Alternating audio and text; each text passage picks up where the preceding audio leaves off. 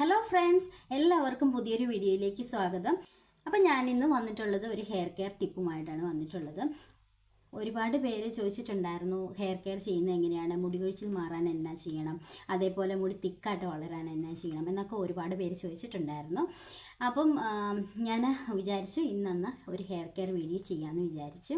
അപ്പം ഞാനിപ്പോൾ ഉള്ളത് അയർലൻഡിലാണ്. നിങ്ങൾക്ക് ഞാൻ താമസിക്കുന്ന സ്ഥലമൊക്കെ കാണിച്ചു തരാം കേട്ടോ. ഇപ്പോൾ ഇതിപ്പം ഞാൻ വിൻഡോയിലൂടെ കാണിക്കുകയാണ്. ഇത് നമ്മളിവിടെ താമസിക്കുന്ന അപ്പാർട്ട്മെൻറ്റിലാണ്. താഴെ നമ്മൾ 2ാം നിലയിലാണ് കേട്ടോ. അപ്പം ഇത് ശരിക്കും കാണാൻ പറ്റുന്നുണ്ടോ? ഇത് ഒരു റോഡിൻ്റെ സൈഡിലായിട്ടാണ് നമ്മൾ താമസിക്കുന്നത്. എപ്പോഴും വണ്ടികൾ അങ്ങോട്ടും ഇങ്ങോട്ടും പോകും. അതേപോലെ നമ്മൾ താഴ്ഭാഗത്ത് 2 ഫാമിലി താമസിക്കുന്നുണ്ട്, മുകളിലും 2 ഫാമിലി ഉണ്ട് കേട്ടോ. നമ്മൾ 2ാം നിലയിലാണ് താമസിക്കുന്നത്. അപ്പോൾ ഇതാണ് നമ്മുടെ സ്ഥലം.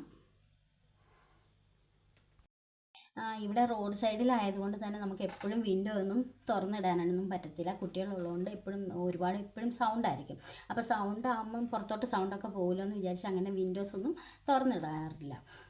പിന്നെ എന്നാ പറയാനുള്ളത്, ആദ്യമായിട്ടാണ് ഇപ്പോൾ ആരെങ്കിലും നമ്മുടെ ചാനൽ കാണുന്നതെങ്കിൽ വീഡിയോ ഇഷ്ടപ്പെട്ടാൽ അല്ലെങ്കിൽ നിങ്ങൾക്ക് യൂസ്ഫുൾ ആണെങ്കിൽ ഒന്ന് സബ്സ്ക്രൈബ് ചെയ്തിട്ട് കാണുക. പിന്നെ അതേപോലെ ഇഷ്ടപ്പെട്ടാൽ ഒന്ന് ലൈക്ക് ചെയ്യുക, ഷെയർ ചെയ്യുക. അപ്പം നമുക്ക് ഇന്നത്തെ ടിപ്പ് പറയാം.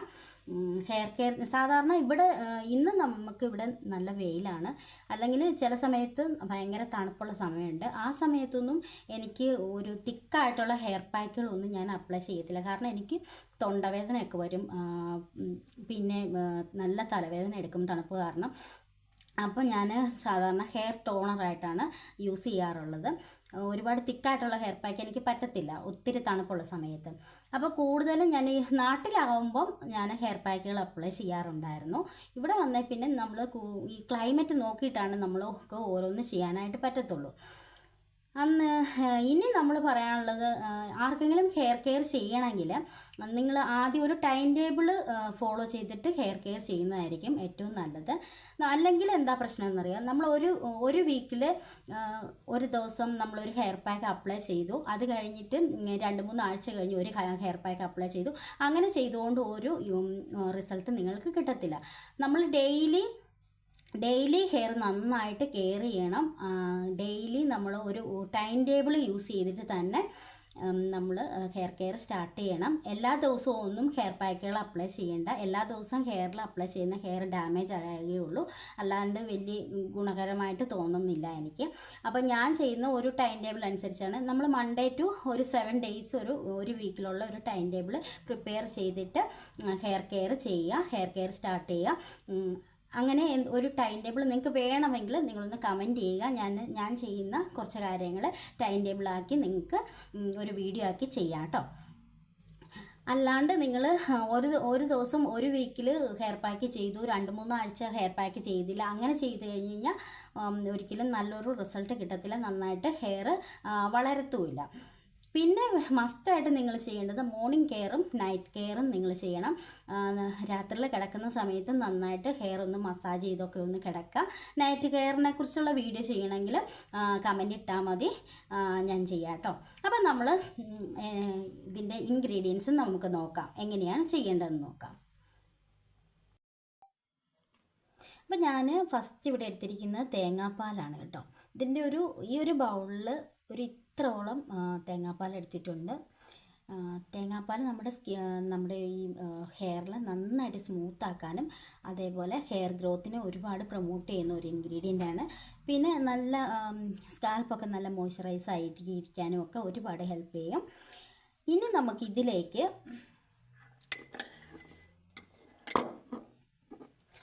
വേണ്ടത് താഴെ പോയി ഉലുവയാണ് കേട്ടോ. ഉലുവ ഇതൊരു ചെറിയ സ്പൂണാണ് കേട്ടോ. ഈ ചെറിയ സ്പൂണിൽ ഞാൻ 1 സ്പൂൺ ഉലുവ ഇതിലേക്ക് ഇട്ട് കൊടുക്കുകയാണ്. എന്നിട്ട് ഒന്ന് ഇളക്കി മിക്സ് ചെയ്യുക. ഇനി നമ്മൾ ഇതൊന്ന് സോക്ക് ചെയ്യാനായിട്ട് വെക്കുകയാണ്. ഇതൊരു 3 മണിക്കൂറോളം നമ്മൾ ഇതിൻ്റെ അകത്ത് സോക്ക് ചെയ്യാൻ വെക്കുകയാണ്. ഒന്ന് കുതിരട്ടെ, നന്നായിട്ട് കുതിരണം കേട്ടോ. അപ്പം ഞാനിത് ഇവിടെ വയ്ക്കാം. നമ്മൾ സോക്ക് ചെയ്തതിന് ശേഷം നമുക്ക് കാണാം. അപ്പോൾ ഇത് ഒരു 4 മണിക്കൂറോളം കുതിർന്നിട്ടുണ്ട്. ഇതിനകത്തെ ഉലുവ. നിങ്ങളിത് തലേന്ന് കുതിരാനായിട്ട് ഇട്ട് വെക്കേണ്ട, കാരണം തേങ്ങാപ്പാലായതുകൊണ്ട് ഇത് കേടായിട്ട് പോവും. അപ്പം ഇനി നമ്മൾ ചെയ്യേണ്ടത് ഇത് ഒന്ന് മിക്സിക്കകത്തിട്ട് ഒന്ന് അടിച്ചെടുത്തിട്ട് വരാം. അപ്പം ഞാനിത് അരച്ചെടുത്തിട്ട് വന്നിട്ടുണ്ട്. നമ്മൾ ഒത്തിരി നേരമൊന്നും ഉലുവ കുതിരാത്തത് കൊണ്ട് നല്ല പേസ്റ്റ് രൂപത്തിലൊന്നും അരിഞ്ഞ് കിട്ടത്തില്ല, ജസ്റ്റ് ചതഞ്ഞ് കിട്ടത്തേ ഉള്ളൂ. ഇനി നമ്മളിത് നന്നായിട്ടൊന്ന് അരിച്ചെടുത്തുകൊണ്ട് വന്നതാണ് ഞാൻ. നിങ്ങൾക്കിത് തിക്ക് കൺസിസ്റ്റൻസിയിലാണ് വേണ്ടതെങ്കിൽ നിങ്ങൾ കുറച്ച് ഉലുവ കൂടുതലിട്ട് തിക്ക് കൺസിസ്റ്റൻസിയിലാക്കി എടുത്താൽ മതി. ഞാൻ സാധാരണ ചെയ്യുന്ന ഹെയർ ടോണറായിട്ടാണ്, അപ്പോൾ കുറച്ച് ലൂസായിട്ടാണ് ഞാൻ എടുക്കാറുള്ളത്. അപ്പോൾ എൻ്റേത് ഇത് ഒരു വാട്ടർ കൺസിസ്റ്റൻസിയിലാണ് ഉള്ളത്. ഇനി ഞാനിത് നമുക്ക് അപ്ലൈ ചെയ്യുന്ന വീഡിയോ കൂടെ കാണാം. അപ്പോൾ ഞാൻ അപ്ലൈ ചെയ്യാൻ പോവാണ്. നന്നായിട്ട് സ്കാൽപ്പിൽ അപ്ലൈ ചെയ്ത് കൊടുക്കുക. നിങ്ങൾക്കിത് സ്പ്രേ ബോട്ടിലുണ്ടെങ്കിൽ സ്പ്രേ ബോട്ടിലാക്കിയിട്ട് ചെയ്യാം. ഞാൻ കൈകൊണ്ടാണ് സാധാരണ ചെയ്യാറ്. ഇങ്ങനെ നന്നായിട്ട് മുടി മാറ്റി സ്കാൽപ്പിൽ അപ്ലൈ ചെയ്ത് കൊടുക്കുക.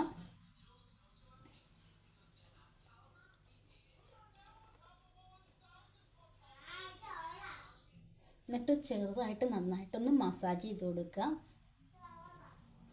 ഇനി നമുക്ക് ഇതിൻ്റെ മുടിയുടെ ഈ ഭാഗത്തില്ലേ അറ്റത്തും കൂടെ നമുക്കിത് ചെയ്യാം കേട്ടോ. കാരണം നല്ല സ്മൂത്തായിട്ട് കിട്ടും. മുടി നന്നായിട്ട് സ്മൂത്തായിട്ട് കിട്ടാൻ ഒരുപാട് ഹെൽപ്പ് ചെയ്യും. അപ്പം നിങ്ങൾ തേച്ചിട്ട് ബാക്കി ഉണ്ടെങ്കിൽ മുടിയുടെ അറ്റത്തൂടെ തേച്ച് കൊടുക്കുക കേട്ടോ. അപ്പം ഞാൻ ഇത് തേച്ചതിന് ശേഷം എനിക്ക് തണുപ്പിന് ചെറിയ പ്രശ്നം ഉള്ളതുകൊണ്ട് 10 മിനിറ്റേ വെക്കാറുള്ളൂ. 10 മിനിറ്റ് വെച്ചിട്ട് ഞാൻ കുളിക്കാനായിട്ട് പോകും, വാഷ് ചെയ്ത് കളയും. നിങ്ങൾ കുഴപ്പമൊന്നും ഇല്ലാത്തവരാണെങ്കിൽ നിങ്ങളൊരു 20-25 മിനിറ്റൊക്കെ വെച്ചിട്ട് കുളിച്ചാൽ മതി. അപ്പം നമുക്ക് അടുത്ത വീഡിയോയിൽ കാണാം. Thank you for watching.